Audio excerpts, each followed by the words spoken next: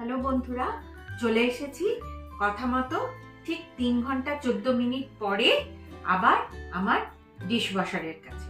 Dishwasher আমাকে signal দিয়ে দিয়েছে যে তার কাজ কমপ্লিট, মানে আমার বাসন ধোয়া কিন্তু হয়ে গেছে।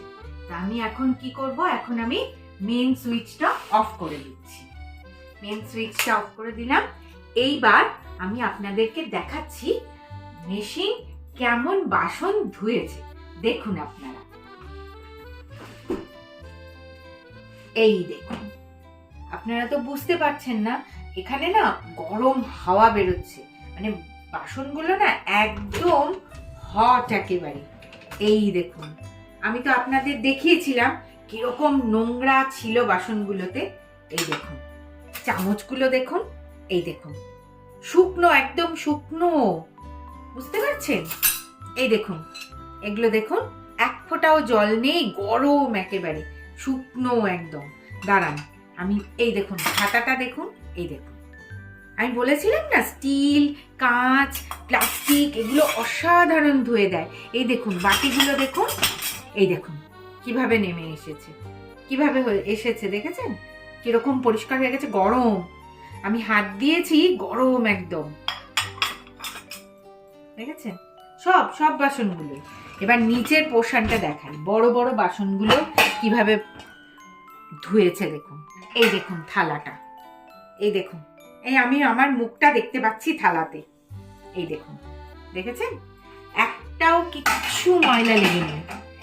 এই দেখুন, এই প্লাস্টিকটা দেখুন, এই দেখুন, এই প্লেটটা দেখেছেন কিভাবে ধুয়ে দিয়েছে?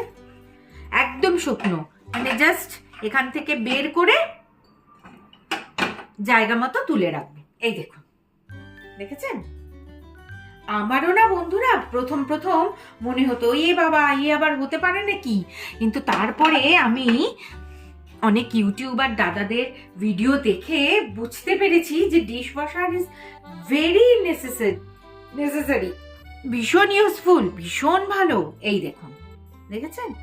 দেখুন প্রত্যেকটা, এই দেখুন প্লেটগুলো দেখুন, ছোট ছোট প্লেটগুলো দেখেছেন? এইবার আর কিছুই করার নেই। এই দেখুন, এখানে সোপটা দিয়েছি, এখানে ডিটারজেন্ট দিয়েছিলাম, ডিটারজেন্টটা কমপ্লিট হয়ে গেছে, শেষ হয়ে গেছে। আর এখানে রিনজেটটা একটুখানি আছে, এই রিনজেটটুকু দিয়েই আবার পরেরটা কাজ চলে যাবে, পরের ওয়াশটা হয়ে যাবে। এই হচ্ছে আমার ডিশওয়াশার। দেখলেন তো? চামচগুলো দেখি একবার বন্ধুরা। আমি না এখন অ্যাকচুয়ালি অনেক রাত হয়ে গেছে, তো আমি আর এখন এখান থেকে এই বাসনগুলো বেরই করবো না, এগুলো এরকমই রেখে দেবো। কাল সকালে আবার এই বাসনগুলোকে নিয়ে ঠিক ঠিক জায়গায় রেখে দেবো।